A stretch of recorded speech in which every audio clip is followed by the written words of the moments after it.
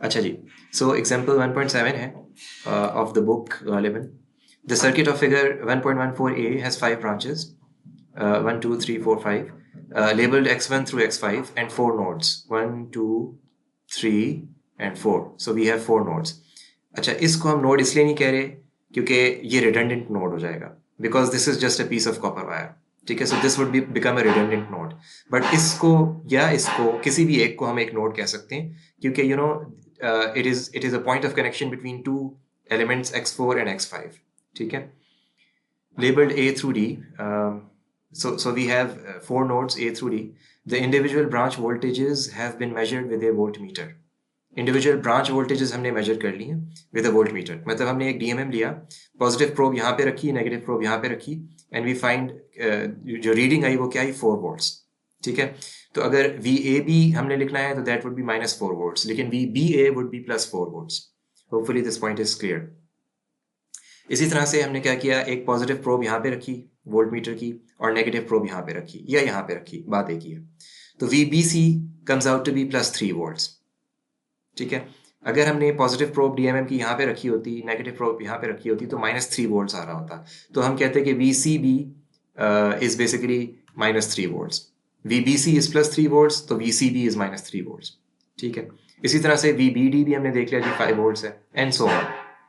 So the individual branch voltages have been measured with a voltmeter and their magnitudes and polarities are as shown.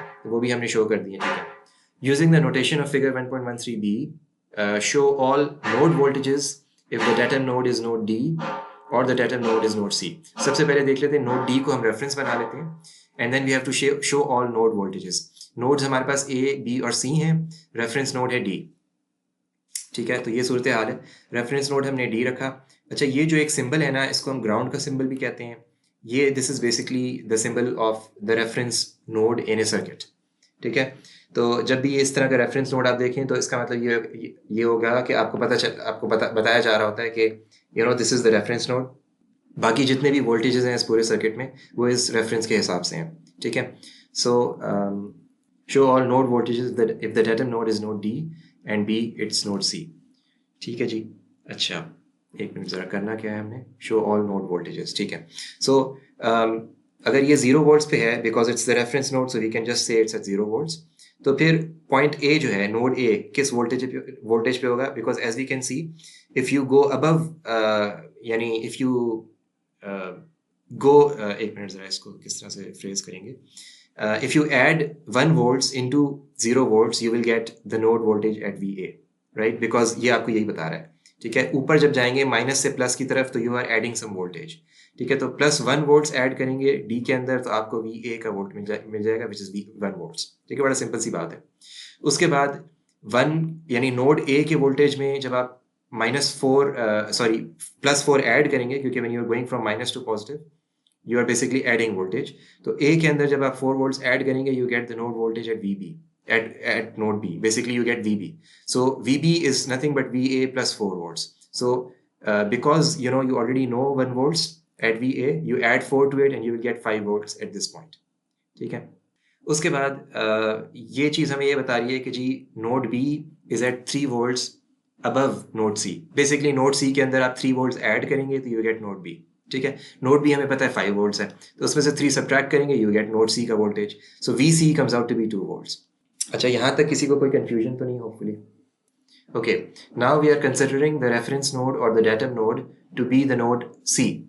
ठीक है, node सी के ऊपर हमने क्या किया है, रेफरेंस का सिंबल लगा दिया है, एंड वी से कि जी node C is now at 0 volts. अब because node C is at 0 volts and we know कि जी V D C is -2 volts. V D C, इसको इस तरह से लिखेंगे हम, V D C equals -2 volts. So if VDC is -2 volts, right, that basically means कि VD is at 2 volts lower than node C. ठीक है, अब node C खुद 0 है तो 2 volts lower क्या होगा, -2 होगा. ठीक है, so node D is clearly 2 volts lower than node C. ठीक हो गया. अच्छा, अब हमें पता है कि जी node B is basically 3 volts above node C. तो सिंपली हम क्या करेंगे, क्योंकि node C is given to be 0 volts, हमने यहाँ पे 3 वोल्ट्स रख देने. ठीक है, इसी तरह से हमें ये भी पता है कि node A is 4 volts below node B, ठीक है। तो 3 वोल्ट्स में 4 वोल्ट्स माइनस करेंगे, यू गेट -1 वोल्ट्स, ठीक है। और ये वापस दोबारा जो है आपके पास एक सिचुएशन ठीक बैठ जाती है, क्योंकि node basically D is 1 volt below node A, ठीक है। तो 1 वोल्ट बिलो नोड ए का मतलब ये हो जाएगा, अगर नोड ए ऑलरेडी -1 पे है तो नोड डी हो जाएगा -2 वोल्ट्स, ठीक है। अच्छा, अब if you compare these node voltages with the node voltages that are given here, there is a clear difference. मतलब ये -1 था, ये 1 है, ये 5 है, इससे पहले जो है, इसके बाद ये 3 है, ये -2 है, ये 0 है। तो ये जो डिफरेंस है, ये होपफुली ये चीज़ समझ में आ गई है, क्योंकि ये जो सर्किट है इसके अंदर reference voltage is basically node D, reference node is node D, and in this circuit the reference node is node C, ठीक है जी। अच्छा जी, अब हम आगे चलते हैं, again basically on a very important topic, but यानी seemingly it's easy, but as I have told you before as well, final exam में भी लोग गलतियां कर रहे होते हैं। बहुत सिंपल सा कॉन्सेप्ट है, आप ऑलरेडी फिजिक्स में पढ़ के आए हुए हैं, लेकिन आई एम टेलिंग यू कि if you are not careful you will make mistakes. Series parallel connectivity, 2 or more elements are in series if they are cascaded or connected sequentially and consequently carry the same current, ठीक है। So if 2 or more elements are in series, they will be cascaded together and they must carry the same current. So carrying the same current is a requirement of being in series with each other, ठीक है। 2 or more elements are in parallel if they have the same voltage across them, ठीक है। Basically if they are connected to the same 2 nodes and consequently have the same voltage across them. So having the same voltage across them is implied by the fact that 2 or more elements are in parallel। तो ये 2 conditions जो है ना बड़ी important है। Illustrations देख लेते हैं थोड़ी सी। So examples of a series and parallel connections. A में series है, ठीक है, these two are in series. Why are they in series? Because x1 and x2 have the same current flowing through them. अच्छा, गलती कहाँ पे आती है? गलती यहाँ पे आती है। For instance, if I connect a resistor to point A यहाँ पे, ये एक सर्किट है for instance, तो अब इसके अंदर x1 और x2 सीरीज में है या नहीं है? ठीक है, नहीं है obviously. So if somebody thinks कि ये अभी भी सीरीज में है तो please feel free to ask, हम इसको डिबेट कर लेते हैं यहाँ पे ताकि कंफ्यूजन कंप्लीटली क्लियर हो जाए। x1 और x2 इस तरह सीरीज में नहीं है, क्योंकि देखें जो रेड मैंने ड्रॉ किया हुआ है ना, उससे पहले तो ये सीरीज में थे, इसमें कोई प्रॉब्लम नहीं है। लेकिन अब मैंने नोड ए के ऊपर एक और एलिमेंट को टैप कर दिया है, ठीक है। अब होगा ये कि फॉर इंस्टेंस जो करंट आ रहा था, मिसाल के तौर पे ये एक करंट आ रहा था, इसको कह लेते हैं I1, ठीक है, और इसको कह देते हैं I2, अज्यूम करें, ठीक है, और इसको कह देते हैं I3। पहले हो ये रहा था कि I1 जितना आ रहा था वो सारा का सारा I2 बन रहा था, ठीक है। लेकिन अब क्योंकि हमने एक और एलिमेंट यहाँ पे कनेक्ट कर दिया है, तो I3 यानी I1 में से कुछ I3 निकल जाएगा, उसके बाद जो बचेगा वो I2 है, ठीक है। आप ये भी कह सकते हैं I1 में से जो I2 निकल जाएगा, जो बचेगा वो I3 है, बिकॉज I1 ने डिवाइड होना है बिटवीन I2 एंड I3, और इस डिविजन की वजह से that basically means कि x1 is no longer in series with x2 because of this additional resistor here, ठीक है। तो ये एक बहुत ही बेशक सिंपल सा कॉन्सेप्ट है बेसिकली, लेकिन आप यकीन करें फाइनल एग्जाम में, ये भी नहीं कि क्विज में OHT1 OHT2 में अगर करें तो चले इस बात समझ में भी आती है कि जी अभी तक सीख रहे हैं, लेकिन फाइनल एग्जाम में भी ये गलती होती है। तो ये गलती होपफुली उम्मीद है कि आप लोग नहीं करेंगे, ठीक है। अच्छा, इसके बाद x1 एंड x2 ये 2 एलिमेंट्स हैं which are clearly in parallel, because x1 के दोनों जो टर्मिनल्स हैं A और B, वही x2 के भी दोनों टर्मिनल्स हैं A और B। तो A पे जो भी वोल्टेज है और B पे जो भी वोल्टेज है, यानी A पे जो वोल्टेज है वो दोनों x1 x2 शेयर कर रहे हैं, इसी तरह B पे भी जो कुछ है वो दोनों शेयर कर रहे हैं, दोनों का जो वोल्टेज है वो कॉमन है, वो सेम है, ठीक है। तो इसी तरह से अगर x2 के साथ बीच में एक सीरीज में एक और रेजिस्टर लगा दूँ, ठीक है। अब x2 और x1 सीरीज आपस में पैरेलल में नहीं है, ठीक है, लेकिन x2 और मिसाल के तौर पे ये जो x3 कह देते हैं इसको, x2 और x3 का कॉम्बिनेशन, चलें अगर x2 एक रेजिस्टर होता तो x2 रेजिस्टर और x3 रेजिस्टर का इनका जो कॉम्बिनेशन है ना, कॉम्बो, ये जो कॉम्बो है this is in parallel with x1, ठीक है। या चलें x2 बेशक रेजिस्टर ना भी हो, let's assume it's a capacitor, तो भी इस कैपेसिटर और x3 की जो ब्रांच है, ये पूरी की पूरी ब्रांच जो कि एनक्लोज्ड है इस रेड सर्कल के अंदर, ये पूरी की पूरी branch is in parallel with x1, लेकिन सिर्फ x3 is no longer in parallel with x1 and only x2 alone is no longer in parallel with x1. ठीक है, अब x1 is in parallel with the branch containing x2 and x3. तो ये कुछ बहुत important से points हैं, इसका आपने ख्याल रखना है. ठीक है, आगे चलते हैं. Consider the circuit of figure 1.22. Identify the groups of circuit elements that are connected in series. अच्छा, इसके अंदर बड़े सिंपल सा पॉइंट है. ए और बी आपस में सीरीज में है, EFG आपस में सीरीज में है, बस इसके अलावा और कुछ भी सीरीज में नहीं है यहाँ पे. ठीक है, इसी तरह से C और D आपस में पैरेलल में है, दैट्स इट. और कोई दो एलिमेंट्स आपस में पैरेलल में नहीं है. ठीक है, हम ये नहीं कह सकते कि ABC सीरीज में है. अगेन ये एक कॉमन मिस्टेक है जो स्टूडेंट्स करते हैं. वो कहते हैं कि जी ABC सीरीज में, C सीरीज में क्यों नहीं है, A और B के साथ C सीरीज में क्यों नहीं है. This is a question for the class, so please feel free to respond anybody. Why is C okay. अच्छा, जो सबसे पहले बोले थे वो जो भी थे वो अगर दोबारा बोल दो प्लीज. एग्जैक्टली, बिल्कुल सही है. देखें, एक करंट फ्लो करेगा ए और बी में, वो एक ब्रांच करंट होगा, इसको हम कहते हैं ब्रांच करंट. ठीक है, this is a branch current. ठीक है, ये जो करंट है जब इस नोड के ऊपर पहुंचेगा तो then it's going to divide between the current in C, ठीक है, the current in D as well as the current through this branch. यानी this current I is going to divide into I1, I2 and I3. There are 3 additional currents here.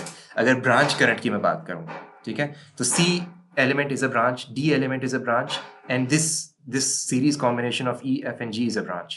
ठीक है, branch से मेरी मुराद ये है कि एक ऐसी ब्रांच से मुराद ये है कि it could be a single element or it could be a cascading of elements as long as the current through these elements remains the same. So E, F, G because they are in series, इनके through current same है. इसी तरह से D is not in series with any other element, therefore उसका अपना एक current है, unique current है I2. इसी तरह I1 फ्लो करता है C से और I फ्लो करता है A और B से. So I has to divide between I1, I2 and I3. And because I1, which is the branch current of element C, and I, which is the branch current of elements A and B, are not the same, ठीक है, I and I1 are not the same. Therefore AB and C, यानी the branch AB and the branch C, they are not in series with each other. अगर मैं circuit को break कर दूं मिसाल के तौर पे यहां से, ये यहां से ब्रेक कर दूं, ठीक है, अब आपके पास सिर्फ आ गया ABC.